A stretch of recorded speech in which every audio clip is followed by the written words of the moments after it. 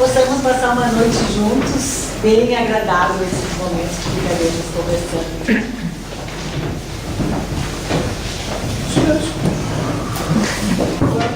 Vamos tirar aqui que eu sei que Vamos lá. A primeira pergunta é: quando um policial tira a vida de um criminoso, ele será cobrado?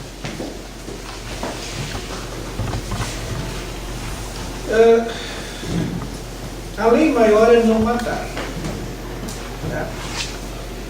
Consequentemente, dentro dos ensinamentos através do Evangelho, nos é permitido tirar a vida de outra pessoa quando for para defender a nossa. Então, se você está numa situação em que ou você morre ou você mata, às vezes você tirar a vida de alguém para se proteger, em princípio, isso estaria dentro da lei maior, que é defender a si próprio. Já o policial, ele está numa atividade profissional, portanto, ele está atendendo um indivíduo cheio de doenças, porque todas as nossas imperfeições nada mais são do que doenças da alma. Tá? E os indivíduos que se desviam para o crime de qualquer tipo, é um doente que precisa ser tratado, só que ele não tomou consciência da sua doença. E, consequentemente, é o instrumento que Deus permite que ele exista para que os outros paguem suas dívidas de passado. Então, esse policial, ao tirar a vida de alguém, se o fez no sentido de autodefesa, em princípio vai depender da sua consciência. Se ele tirou essa vida gostando de tirar a vida, ou se ele tirou essa vida como última opção. Porque tem aquela pessoa que gosta de matar. Aí é diferente. Eu sou um policial, eu tenho essa possibilidade, então eu gosto de matar. Aí a consciência vai cobrar. Agora, você, no se defender e tirar a vida dessa pessoa e sentir que teve que fazer aquilo como um ato, último ato ou ato heróico, bom, provavelmente a consciência não vai cobrar. Não é Deus que depois vai nos cobrar. É a nossa consciência que vai nos cobrar depois. Então, tudo aquilo que a gente faz procurando respeitar as leis maiores, e elas não matar, nós estamos respeitando as leis de Deus. Vocês têm alguma coisa? Não, só quer dizer que o capítulo 5 do Evangelho segundo o Espiritismo responde também bem a isso, complementando. Responde melhor, então. Responde muito bem. Acho que deu para entender? Gostaria muito de saber sobre cirurgia espiritual. É verdade? Bom, eu já prometi também essa parte. Já que entende da cirurgia material. A cirurgia espiritual, ela acontece, isso a gente já observa, por fenômenos apresentados, gravados, filmados, publicados, enfim. Ela existe? Sim, ela existe. Ela, digamos assim, é útil? É, mas não é útil para todos os casos. Tem casos que a gente observa que ela não funciona, mas ela também está sujeita a fraude, a modificações. Então, é uma situação que a gente tem que analisar com muito cuidado. Fazer cirurgia espiritual de coisas externas, sem entrar nas grandes cavidades, em geral não dá problema maior.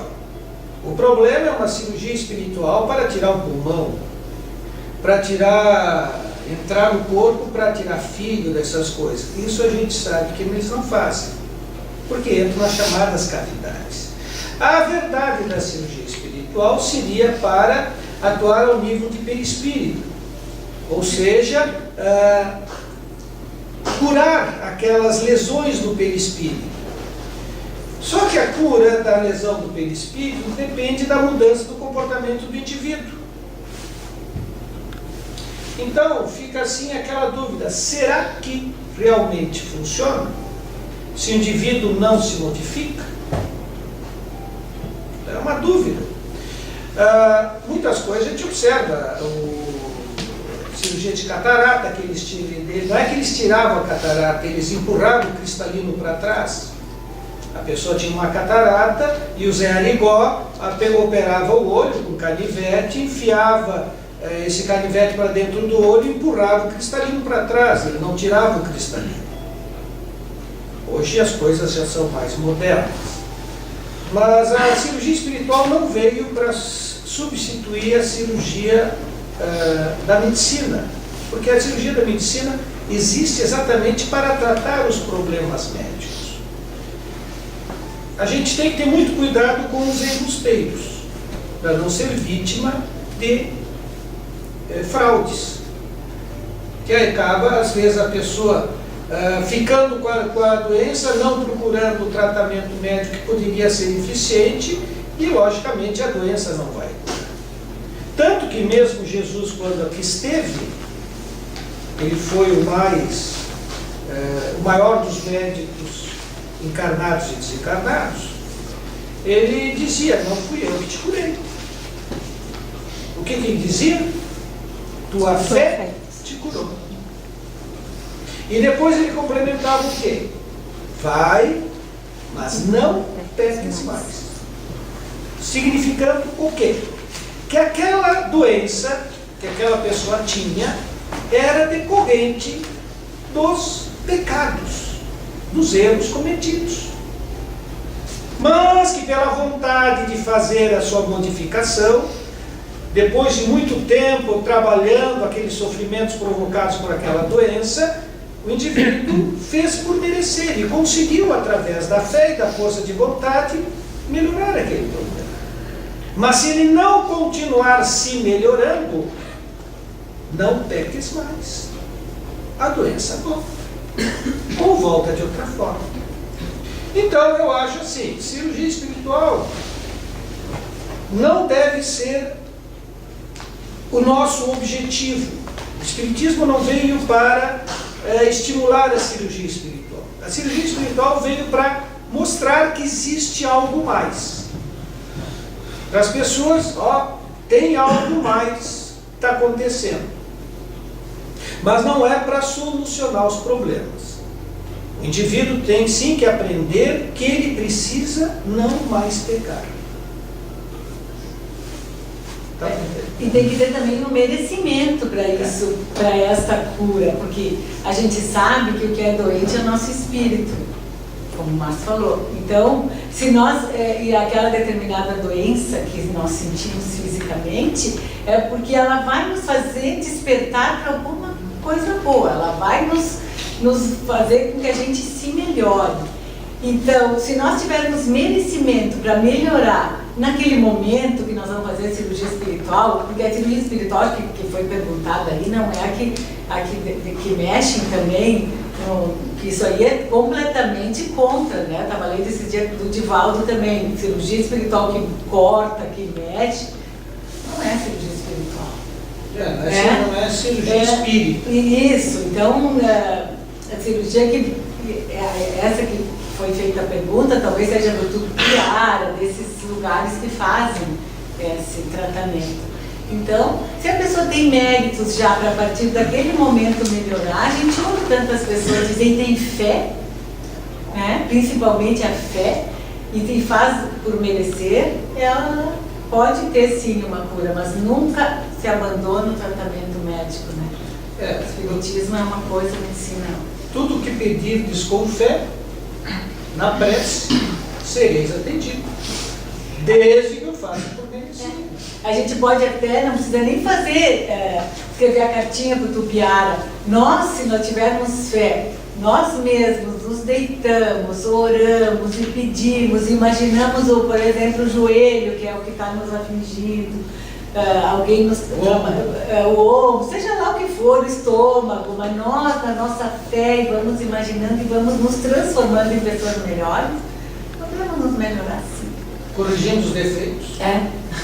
O Divaldo, ele fala na terapia da luz. Você faça um momento de concentração, meditação, centraliza, focaliza a mente, imagina Jesus te enviando uma luz, ou imagina uma grande luz te envolvendo, e essa luz vai penetrando gradativamente em todo o teu corpo, imagina ela se espalhando por todo o seu corpo e se localizando no ponto nevrálgico, assim, aquilo que está mais doendo. Me dói a cabeça, então imagina a tua cabeça muito luminosa. Faça isso todos os dias e procure corrigir as más tendências. Poderá ser agraciado, poderá ser melhorado. Pode. Qual a visão do Espiritismo em relação ao divórcio? Bom, o Espiritismo não é contra nada, o Espiritismo não proíbe nada. Então, assim, quando acontece o divórcio, o casamento o amor já estava desfeito. Quando chegou o momento da separação, porque já não existia amor. E os casamentos que acontecem por amor, esses têm tendência de permanecer. Agora, aqueles casamentos que acontecem por conveniências, por casar, por paixões, está na hora, vou casar esse ali, vou casar com essa, são casamentos fadados a terminar realmente. Então, chega um momento que se separam porque, na realidade, nunca houve um casamento, que é a união por amor. O amor era físico. O problema é isso, as pessoas amam o físico, mas não amam o interior. Mas, como dizem, né, a gente lê muito que a maioria dos casamentos, eles não são casamentos de reajuste, que a gente tem que estar junto para nos reajustarmos. A maioria dos casamentos, segundo o que a gente lê, não é eu acho, é a literatura que a gente lê. Então, temos que fazer um grande esforço, sim, para ficar junto. Eu me lembro que uma tia minha, ela dizia sempre para uma pessoa, vai se separar, vai voltar depois com ele. Eu dizia, não, então deixa ele fazer nessa encarnação. Né? Então, mas isso é uma brincadeira. Mas enfim, a gente lê isso, que a maioria dos casamentos são para reajustes. Então, vamos entender, procurar fazer o maior esforço para ficar junto, porque nós temos uma família, uma responsabilidade de filho. Filho é uma coisa muito séria. Deus depois vai nos perguntar o que fizeste daquele filho que eu te confiei, daquele espírito. Então nós temos um compromisso muito sério com os nossos filhos. Então vamos fazer força, mas se não dá, não dá. É muito melhor uma vida separada do que constantemente com brigas, com desentendimentos, com desarmonias. Porque aquele exemplo de pais brigando com os filhos é muito mais danoso do que cada um do seu lado. E sem brigas. Porque isso reflete exatamente o nosso egocentrismo. Nós somos egocêntricos. E, consequentemente, nós queremos as coisas como a gente quer. Quando tem casamento, não é... isso já não pode mais acontecer. Tem que ter mais compreensão, muito diálogo, muita tolerância. E é ali que nós vamos aprender a perdoar. Porque antes a gente não sabia perdoar. Então, ali é que a gente começa a aprender o que é o perdão. Porque perdoar alguém que me bateu, se não é meu amigo, se eu não convivo com essa pessoa, seguramente a vingança vai ser terrível. Não é assim? É. Agora, quando é a minha esposa, meu esposo, meu filho, ele me bate, mas é meu filho, é minha filha, é meu pai. Aí, vai, a gente se perdoa. Observa como o perdão tem suas facetas. E o casamento é exatamente para a gente aprender isso. Aprender a conviver, a se perdoar, a se entender, se reconciliar. E que nem a Rosa disse antes, vamos nos encontrar de novo. E como é que vai ser a próxima? Aí poderá não ser tão fácil quanto esta. É isso que a gente não entende. Ah, mas agora eu estou numa situação boa. Aí a próxima, será que vou estar nessa mesma situação? Então, por isso aquela ideia, quando Jesus disse, se fores deixar a tua oferenda no altar e te lembrares que existe alguém que tem algo contra ti, ou tu tem algo contra alguém, o que primeiro a gente tem que fazer? Vai te reconciliar para que depois a tua oferenda seja agradável a Deus. Então, por isso. Na visão espírita, dia de finados, o que significa? Dia de finados, a visão espírita não existe. A morte não existe. Lá no cemitério não tem mais nada, a não ser o corpo transformado em cinza. Então, para o espiritismo, não é um dia assim, por lembrar os mortos, ótimo. Lembrar naquele dia, já que é tradição, uma oração para aquele nosso familiar que desencarnou, é necessário. E é muito bom ir ao cemitério. Tem gente que, se isso te faz bem, vai. O Espiritismo não proíbe que se vá ao cemitério no dia de finados. Levar flores lá, se isso aí tu acha que tu vai fazer bem para ti, leva, porque para a pessoa desencarnada, não faz. O que vale para a pessoa desencarnada é a prece, a oração, isso sim. Então, nesse dia, tem um grande significado, não tem significado assim maiores, né? Não sei se tu quer complementar. A gente podia, dentro da visão espírita, dizer o seguinte: dia de finados é o dia da libertação. É o dia que se comemora a libertação da prisão do corpo físico. Porque quando a gente morre, é quando o nosso espírito sai da clausura e volta para a eternidade, e volta para a origem, sai da prisão e volta para a liberdade no mundo espiritual. Portanto, dia de finados não é dia de chorar, é dia de ter alegrias, porque a gente vai poder, é um momento, digamos assim, que a gente vai poder fazer uma transferência amorosa, saudosa, carinhosa para com aqueles que a gente amava e que partiram, que já estão nos esperando do outro lado. Mas nós, com a nossa visão materialista, nós colocamos o seguinte: eu perdi minha mãe, eu perdi meu pai. Na realidade, a gente não perdeu. Nada se perde. Tudo se transforma. Eles estão nos esperando. E obrigatoriamente nós vamos nos encontrar a todos. Então, já nos encontramos muitas vezes durante os sonhos, durante os outros dias do ano. Toda vez que a gente dorme, o nosso espírito se desdobra, faz uma experiência de morte, retorna e vagueia no mundo espiritual, pelas boas e pelas más moradas. Se nós estivermos em condições adequadas e atendidos pelos nossos mentores, nós iremos para as boas moradas, onde nós vamos encontrar espíritos que nos amam e aos quais nós amamos também. Por isso que muitas vezes as pessoas contam que tem sonhos agradáveis com a mãe que faleceu, mas que ela estava tão bonita, tão linda, tão jovem.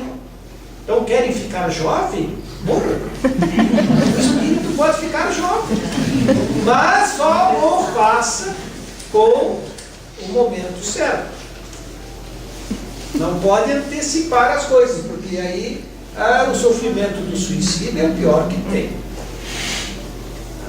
Nós vamos ter adiante, senão Castração dos animais domésticos, na visão espírita. Tem algum significado? Estava aqui. Sim, não, eu acho que não tem problema. não dá para a gente dizer que isso possa ser algum problema maior. Em princípio, se nós fôssemos seguir pela lei natural, não poderia ser castrado, porque isso é uma lesão que nós estamos fazendo aos animais. Da mesma forma, a gente não poderia fazer os animais sofrer, maltratar os animais e assim por diante. Isso não traz consequências maiores quando as ideias são de evitar que esse animal venha criar problemas para si ou para a família. Portanto, isso depende muito do motivo pelo qual está sendo feita essa castração. Se você vai na sua onde tem aquele mundaréu de animais abandonados, que se ficarem soltos vão ficar se procriando, e as condições de atendimento a eles não são as corretas, porque eles não estão na natureza, estão confinados, bom, acho que a castração é importante, porque isso está gerando um problema de saúde pública com todas aquelas fezes, urinas, contaminando o meio ambiente. Agora, se eles estão soltos na natureza, a própria natureza faz a sua seleção natural. Agora, ter teu animal e tu castrar ele, bom, tem que ver por quê. Eu acho que isso eu não saberia responder. Não teria, a gente tem, para ler não, mas a gente tem que analisar esse aspecto. No Sol, só existe vida espiritual ou há outro tipo de vida? Eu não sei se tem algum tipo de vida no Sol. Nem sei se tem alguma coisa espiritual no Sol, porque eu não li nada a respeito ainda. Acredito que já devem ter manifestado alguma coisa, mas eu não tenho informações. Claro, tipo de vida física, logicamente, em princípio, semelhante à nossa, não. Agora, um centro de energia, bom, isso eu já não saberia te explicar. Quais são os planetas que existem vida, a gente ainda não sabemos que tem, né? Todos, muitos, mas não sabe também como é que elas são ainda. Isso aí, não. Tem informações que são assim, são assadas, mas nos falta dados maiores, e principalmente de quem vem essa informação. Porque muitas vezes essas informações vêm de espíritos não muito conhecidos, nem muito confiáveis, por médiuns sem grande repercussão no meio espírita, que nem Francisco Cândido Xavier, Divaldo Franco, Raul Teixeira. Então, esses médiuns de maior quilate, eles não trouxeram esse tipo de informação, então a gente fica em dúvida. E da mesma forma, quando Allan Kardec escreveu o Pentateuco da doutrina espírita, também aqueles espíritos não trouxeram nenhuma informação maior a respeito disso. E os demais pesquisadores daquela época, Leon Denis, Flammarion, etc., também não escreveram muitas coisas a respeito disso. Então a gente fica em dúvida se vamos dizer uma inverdade, portanto é melhor a gente se abster. Até porque se não existe na Gênesis, é porque nas demais obras talvez não seja para nós importante saber, né? De momento. Mais pra frente, isso aí. Como saber se uma influência é boa ou ruim? E o que fazer perante isso? Influência espiritual. Bom, todos somos médiuns. Nunca estamos sozinhos. Sempre haverão do nosso lado entidades espirituais. Nenhum indivíduo vai ficar isolado sem ter a seu lado alguma entidade espiritual. E essa entidade espiritual vai estar ao lado dessa pessoa condizente àquilo que essa pessoa está desejando, pensando, fazendo ou falando. É assim que funciona. Se as nossas atitudes, nossas vontades, os nossos desejos são nobres, bom, a resposta é clara. A entidade que está conosco é nobre. Agora, se as nossas vontades são infelizes, de raiva, de rancores, de mágoas, de ódios, de desejos, de vícios. Já sabe quem está contigo. Analisa o que você pensa e você já sabe quem está te acompanhando. É assim que funciona. O segredo está no pensamento do indivíduo. Cada um sabe o que pensa. E cada um pensa N coisas, muitas vezes durante o dia. Consequentemente, nós podemos variar frequentemente as nossas companhias. Só o importante é procurar não ficar alimentando as más ideias. Ficou alimentando as más ideias, está alimentando a presença das entidades infelizes. Ficou alimentando os vícios? Bom, dizem que para cada viciado tem 10 ex-viciados, sugando as energias e os vapores dos vícios. Então a gente pode escolher bem. Gente boa ou, infelizmente, doentes. Nós é que os atraímos. Eles não vêm porque eles querem. Eles até querem. Eles até querem chegar para nos prejudicar. Mas se os nossos pensamentos, nossos sentimentos são nobres, nós criamos uma couraça, uma vibração antagônica, uma vibração luminosa, que não permite a aproximação deles. Eles tentam, mas não têm afinidade, não têm sintonia. Mesmo se eles chegam, eu estou lendo Contra Príncipes e Potestades, no livro do Richard Simonetti. Então, a pessoa era trabalhadora da casa espírita, ele era um ex-alcoólatra e sofreu bastante para largar o vício, e estava naquela fase limpo, dizia assim o livro. Então, ele tentando ser melhor e trabalhando, fazendo a caridade, ele se botou bastante assim a sua vida para o lado bom. Mas aí havia os centros espíritas são muito visados pelos espíritos inferiores que não querem que os centros progridam por N motivos. Então uma turma resolveu atacar o centro espírita essa pessoa trabalhava. Então o que eles fazem quando eles querem atacar? Eles vão ver os trabalhadores os seus defeitos, porque nós temos muitos, inúmeros defeitos. Então eles vão ver, a Rosa, ela gosta ela é uma orgulhosa, eu vou atacar aquele pontinho ali dela do orgulho. E assim eles vão. E eles tentaram fazer ele voltar a beber.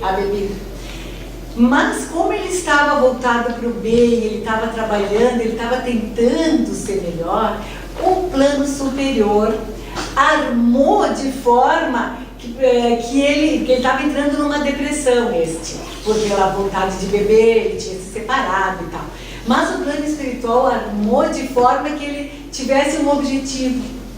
Ele estava perdendo o objetivo, mas como ele estava sendo bom, o plano espiritual ajudou ele a não entrar. Eu não estou ainda no fim, não sei o que vai acontecer, mas agora, na parte, o plano espiritual tramando com outras pessoas o plano espiritual superior, para que ele não volte para o vício. Então ele está sendo ajudado através de outras pessoas que o plano espiritual superior atinge, para chegar nela e ela não receber essa influência que ele chega a estar com a garrafa de uísque na mão, e aí chega alguém, ele recebe um e-mail, então ele estava pronto para tomar, mas chegou aquele e-mail que uma notícia boa para ele. Então vejam só a importância, nós somos os que vamos receber, ter essa ajuda ou não, depende das nossas atitudes. É um livrinho bem bom, não sei se tu tem por aí, mas... Não tem ainda. Ainda não. É bem bom. Os espíritos possuem identidade de gênero definida? Espírito não tem sexo, esse é o gênero. O espírito não tem sexo. O sexo ele existe para o corpo físico.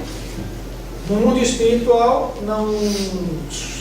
superior, enfim, o sexo não tem ação porque os espíritos não se reproduzem. Espírito não gera espírito. Quem gera os espíritos é Deus. Agora, nos mundos, nas zonas umbralinas, aquelas pessoas que viveram na promiscuidade, na busca dos prazeres, da satisfação do sexo sem responsabilidade, simplesmente para sentir prazer e mais prazer e mais prazer, eles acabam ficando com essas fixações das necessidades do sexo e tentam se satisfazer, mas não conseguem. Portanto, o gênero sexo é uma polaridade que cada um de nós precisa aprender. Ou seja, nós vamos aprender a ser homens e vamos aprender a ser mulheres. E essa polaridade, ela se intercala entre uma encarnação e outra, podendo acontecer várias encarnações numa mesma polaridade, várias encarnações como mulher ou várias encarnações como homens. Se os comportamentos dessas encarnações forem elevados, ótimo. Se não forem elevados, provavelmente, devido aos dramas de consciência, nós vamos depois, pelas culpas que a gente tem, solicitar encarnação no gênero oposto. Por exemplo, tivemos uma vida como homem em vidas passadas e violentamos e fizemos o mal para inúmeras mulheres, procurando simplesmente satisfazer a minha vontade de homem. De repente, pelo meu drama de consciência, eu vi que eu não devia ter feito, vou pedir para nascer mulher, a fim de sentir aquilo que eu fiz e os males que eu fiz dos outros. Provavelmente vou ser, de repente, nessa encarnação, usado, abusado, seduzido, estrupado, aquela coisa toda, pelo fato de ter feito isso em vidas anteriores. Quem com ferro fere, com ferro será ferido. Então a gente não vai ficar do outro lado sempre, digamos assim, na mesma polaridade. Nós vamos experimentando as várias polaridades. Cada polaridade, masculina ou feminina, tem suas características. Por isso, para o espírito evoluir, ele precisa experimentar os efeitos dos hormônios masculinos e os efeitos dos hormônios femininos. Precisa experimentar as experiências da gravidez, do nascimento, do parto, da amamentação. Isso o homem não tem condições de experimentar. Então ele tem que nascer como mulher. E muitas vezes a mulher também precisa nascer como homem para aprender a experimentar esses outros lados da manutenção, da família, de se dedicar mais ao lar, da maneira de dar as condições para que haja uma família adequada, cada um dentro do seu papel. Acho que dá para entender? Tem alguma coisa mais sobre isso? Não. Quando sabemos que somos médicos? Bom, sempre somos, né? Todos somos, está na pergunta do Livro dos Espíritos. Todos somos mais ou menos médicos. Então, agora, como saber não tem, assim, uma influência todos temos, né? Sim, todos somos rodeados por espíritos. Agora, talvez a pessoa queira saber para trabalhar. Deve ostensivo. Eu acho, deve ser isso, deve ser isso aí que queira saber. Isso aí também depende de cada pessoa, depende da situação. Não dá para ter uma certeza, assim, tem gente que ouve, tem gente que vê, tem gente que não faz nada, não sente nada. Eu sou uma médium trabalhadora que eu não sinto, assim, ostensivamente nada. Os intuitivos. Simplesmente intuitiva, então. Tem os que ouvem uma voz na cabeça, tem os outros que não se mexe, tem que escrever, enfim. Depende, efeito físico, efeito mecânico, entende? Aí tem que estudar, só para a gente, nesse assunto, nós ficamos agora, podemos falar um livro inteiro sobre como é que nós podemos saber se somos médicos. Mas existem alguns sinaizinhos. Por exemplo, pessoa que começa a enxergar muito vulto, começa a ter barulhos em casa, barulho de subir escada, barulho de porta batendo, alguém está batendo na porta, estão me chamando, aparecem e desaparecem coisas. Eu deixei a chave aqui e sumiu minha chave. Eu deixei não sei o que e sumiu. São chamados efeitos físicos. Já aconteceu, até relato, apareceu no jornal, de um rapaz que tinha mediunidade e pegava fogo do colchão. Isso já foi publicado para chamar atenção. Então, enfim, tem N momentos, N coisas que chamam a atenção. Se a gente está tendo muitos, digamos, pensamentos ruins, ideias ruins na cabeça, muitas vezes são sinais de que nós estamos nos influenciando e nos ligando com entidades infelizes, e por isso estamos fazendo uma conexão mediúnica.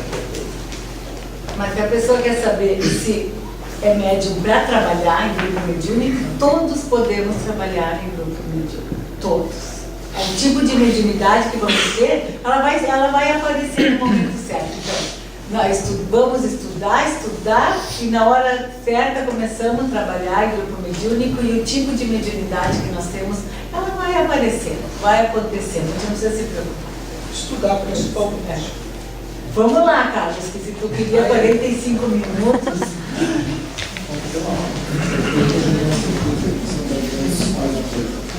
Como é a situação dos drogados ou racistas depois que socorridos do umbral ou logo após o desencarne? Logo após o desencarne é uma situação de sofrimento. Porque quando a gente aqui está ligado às drogas, ao álcool, à gula, ao jogo, ao fumo, enfim, a gente parte para o outro lado, se levando essas necessidades, que são necessidades que ficam impressas no corpo físico. E o espírito leva consigo. Como lá do lado não tem, o que ele vai fazer? Ele vai ficar grudado naqueles que usam drogas, naqueles que fumam, enfim, que estão encarnados. Por isso que para cada encarnado, em média, tem 10 ou mais desencarnados, ex-viciados, em todas essas situações. Então, normalmente são situações de sofrimento, desespero, né? Já o racista depende como é que ele viveu esse racismo, né? Se ele era um escravagista, se ele maltratava por causa se ele causava mal aos outros, ele vai ficar com o drama de consciência do mal que fez. Porque o espírito também não tem cor. A cor é do corpo físico. O espírito ele pode ser mais denso ou menos denso. Quanto mais evoluído, mais luminoso. Não cor especificamente. A luminosidade. O que é a luminosidade? Luminosidade são as vibrações dos sentimentos superiores, das virtudes, das qualidades nobres. Portanto, o espírito não tem racismo. O racismo é uma má tendência nossa, achando que existe a raça superior. Não existe raça superior.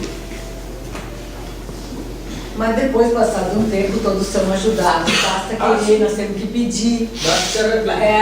Através da oração. Por isso é muito importante nós orarmos pelos desencarnados, principalmente os drogados, todos os vícios. Orar por todos, porque daí a oração ajuda que eles consigam enxergar, porque todos nós somos ajudados quando nós desencarnamos, mas nós temos que querer. Então, quando a pessoa quando você desencarna com drogas, ela não se dá nem conta que ela desencarnou. Então, ela não vai pedir ajuda. Então, o que nós temos que fazer quando a gente se der conta que nós desencarnamos, vamos aceitar ajuda e vamos pedir ajuda. E aí a gente vai se ajudar, de orar pelos desencarnados também. Se a gente tem algum familiar que desencarnou nessa situação, ore por ele. Peça todos os dias para que Deus o ilumine. Um dia ele vai se arrepender e sair da situação em que se encontra. Orar pelos sofredores é caridade moral. Uma médium grávida pode trabalhar numa mesa mediúnica, receber superior ou espírito de luz? Divaldo diz no livro Diretriz de Segurança que não deve trabalhar em grupo mediúnico quando está grávida. Não é. Não é? Em nenhuma fase da gravidez. Deve Pode receber. estudar, pode vir tomar parte, mas não trabalhar em grupo mediúnico. Até porque o canal mediúnico provavelmente está ocupado por esse espírito que está reencarnando, provavelmente. É que já tem ali um problema, já tem ali uma simbiose do reencarnante com aquele que já está encarnado, ou seja, do filho com a mãe. Já existe uma simbiose. Então nós vamos trazer mais uma complicação em cima. Isso muitas vezes pode vir desafetos, pode vir vingadores, e tem muita coisa que pode acontecer aí. Por isso que não é aconselhável. E no tempo até que se descubra que está grávida. Ah, sim, aí não tem problema, porque daí o próprio plano espiritual isola E não tem como saber, às vezes, nos primeiros dias, semanas. Não, os primeiros dias não afeta muito. Está só no começo, né? Desencarnado sonha? De que forma? desencarnado sonha. Eu acho que não. Acho que não também. O sonho é o desprendimento, é o desdobramento do espírito no corpo físico. E passeio no mundo espiritual. O desencarnado já está no mundo espiritual. Ele já não tem corpo físico. Ele vem aqui, mas não através de sonho, né? Mas ele dorme, não dorme? Tá, ele pode dormir, Descansa. mas aí o dormir dele é repouso. Por isso, nós é que não, nós que o nosso dormir é para o corpo, não é para o espírito. Ele tem os momentos de repouso. Para sonhar, não, eu acho que não. Não li nada a respeito. Essa aqui é bem fácil de responder, bem rápido. É possível um animal reencarnar em uma pessoa? Não. Não. Isso é da teoria dos indianos, mas não, nunca aconteceu isso. Não tem comprovação em nenhuma das pesquisas que vai reencarnar em pessoa. Usar uma tatuagem pode causar danos ao perispírito? Bom, eu acho que aí depende muito do tipo da tatuagem, a intensidade da tatuagem e o valor que o indivíduo está dando àquela tatuagem. Como é que a pessoa sente aquela tatuagem? O que ele está impregnando dele naquela tatuagem? Eu acho que esse que é o problema. O problema não é a tatuagem em si, é o sentimento que ele bota naquilo. Como é que ele está vivenciando aquilo? O que ele está atraindo com aquilo? Por exemplo, você botar imagens dentro, fixando assim no seu corpo, e você vai ficar pensando naquilo durante anos e anos, e fixando imagens de demônios, de vampiros, de entidades ruins. O que ele está atraindo? Uma questão de lógica. Diga-me o que pensas, te digo quem te acompanha. Que tipo de companhia ele está atraindo com isso? É isso que a pessoa tem que analisar. Tem nada a ver botar tatuagem, o problema é o que a pessoa está desejando com isso. É esse que é o problema. Agora vai fazer uma tatuagem, uma florzinha, umas coisas bonitas, você está desejando o quê? Coisas belas. Está desejando beleza, está desejando coisas animadas. Ótimo. Não deve causar mal nenhum. Deve estar atraindo até coisas boas, em princípio. Porque quando se pinta um quadro belo, estamos assessorados de entidades de bem. Quando pintamos um quadro horrível, vamos buscar as ideias lá embaixo, das entidades ruins. Mas mesmo a flor, se ela é com a intenção de daí atrair, se é uma mulher, de atrair homens para olhar aquela flor, aí Depende. depende de tudo da intenção, como eu falasse no início. Mandei cumprir.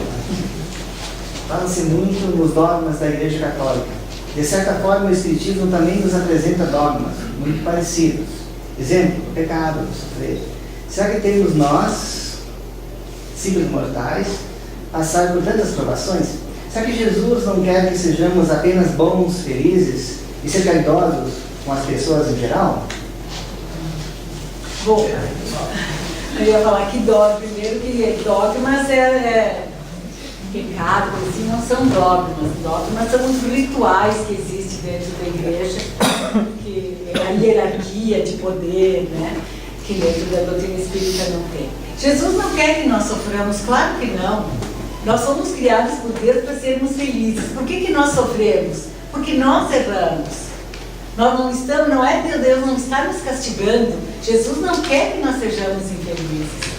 Porque queremos saber o nosso futuro, vamos saber o nosso hoje. Estamos agindo bem hoje, o nosso futuro será de alegrias. É claro que é isso que Jesus quer de nós. O que Ele nos ensinou há 2000 anos? Virtudes. E nós já estamos praticando as virtudes que Jesus nos ensinou? Não. Somos orgulhosos, temos raiva, temos ódio, temos inveja, temos tantos defeitos ainda, por isso que sofremos. Só por isso. O dia que nós não fizermos mais nada disso, só virtudes, nós vamos ser felizes, e é isso que Ele quer, claro que é isso. O dia que nós estivermos agindo que nem Ele, até lá nós vamos ter muita coisa para aprender. Portanto, tudo depende das nossas atitudes conforme a lei de Deus. Estamos agindo dentro das leis de Deus, estamos agindo dentro do correto. Estamos fazendo ao outro aquilo que gostaríamos que o outro nos fizesse? Ótimo. Estamos tentando amar e perdoar e compreender e ser indulgentes? Ótimo. Estamos no caminho certo. Começando a aprender e a desenvolver essas coisas fundamentais. Agora, não são porque eu vesti isso, vesti aquilo. Isso não adianta nada. Atos exteriores não nos modificam. O que nos modifica são os atos interiores. Qual seria a conduta perante o espírita no seu dia a dia? Tentar imitar Jesus diariamente. Ou para chegar a essa parte, aquela palavrinha, aquela frase do Kardec, né?